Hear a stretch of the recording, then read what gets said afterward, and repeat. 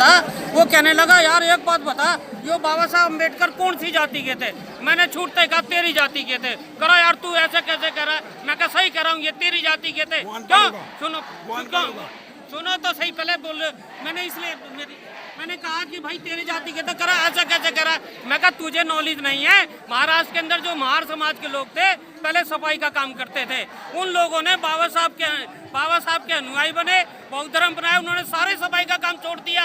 इसलिए मैं कहता हूँ तेरी जाति के थे, और तेरी जाति के आदमी को हम सर पे धर के धोते हैं, वो अपना भगवान मानते हैं, अपना श्रद्धेय मानते हैं। तुम्हें अकल आनी चाहिए। तुम्हें कब अकल आएगी? अगर तुम्हें अकल आ जाए तो इस देश का तख्ता ही पलट सकते हो। इस देश की शक्ति तुम ही हो।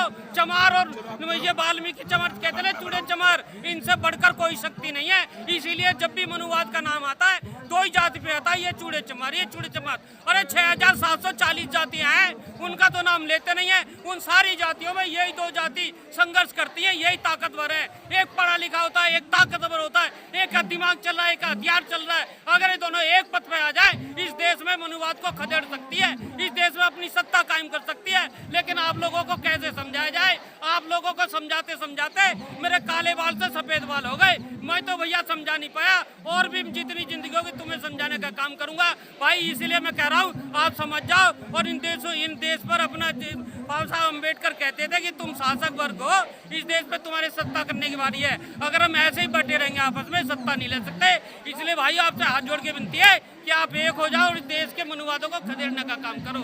इन्हीं शब्दों के साथ मैं विराम लेता हूँ। अच्छा, क्यों नहीं पता वाल्मीकि समाज के या बंगी समाज को कि वो अम्बेडकर समाज किस जाति के हैं? क्यों नहीं पता ये बात अभी तक कुछ लोगों को? भैया ऐसा है, इस देश में जो भी अच्छा ही है ना, वो आज तक इस देश के जो पढ़े लिखे लोग, पहले पढ़ना लिखने का काम केवल ब्राह्मणवाद का था, वो नहीं चाहता था कि ये लोग पढ़ लिखे।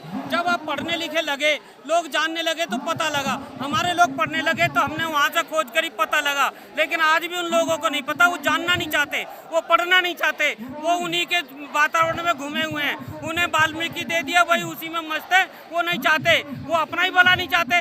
जिस दिन वो डॉक्टर अम्बेडकर को अपना मान लेंगे और डॉक्टर अम्बेडकर के पथ पे चल लेंगे, उनका भला अपने आप हो जाएगा, कोई नहीं रोक सकता उनको। ये उन्हें समझने की बात है, वो समझना नहीं चाहते। अगर उनको समझाने वाले भी बहुत हैं, और तो पत्रिका भी मिल रही है। एक ओम प्रकाश वाल्मीकि नाम से हमारे, मैं उनका लेख पढ़ता हूँ, उन्होंने काफ़ी पत्रिका दी है, उनको समझाया भी है, और वो समझने का काम करे। वाल्मीकि समाज में भी बहुत बड़े बड़े लेख हैं, पढ़े लिखे हैं, उन्होंने भी बाबा साहब अम्बेडकर को अच्छी तरह समझाया, पढ़ा लिखा है, और लोगों को समझाने का काम कर रहे हैं। बाकी रहे बच्चे जितने भी इस SC के समाज के लोग हैं, उनको समझाने का काम हम जब पढ़ जाते हैं, उनको समझाने का काम करिए। बाबा साहब अम्बेडकर ने भी तो कहा था कि पढ़ो, पहले पढ़ो और पढ़ाओ। मतलब जो पढ़ नहीं सकता है उसको पढ़ाने का काम करो, फिर इकट्ठे हो जाओ, संघर्ष करो। लेकिन हम लोगों को हम पढ़ लिए अपने तक सीमित रखते, दूसरों को पढ़ाते नहीं है। तो हमारा यही लक्ष्य है कि जो चीज़ हम पढ़ पाएंगे हम दूसरों को ही पढ़ाएंगे।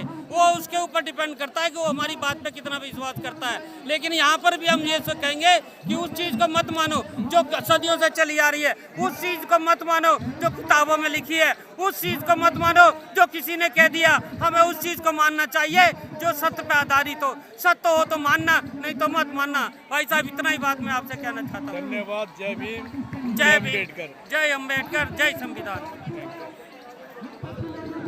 ठीक है।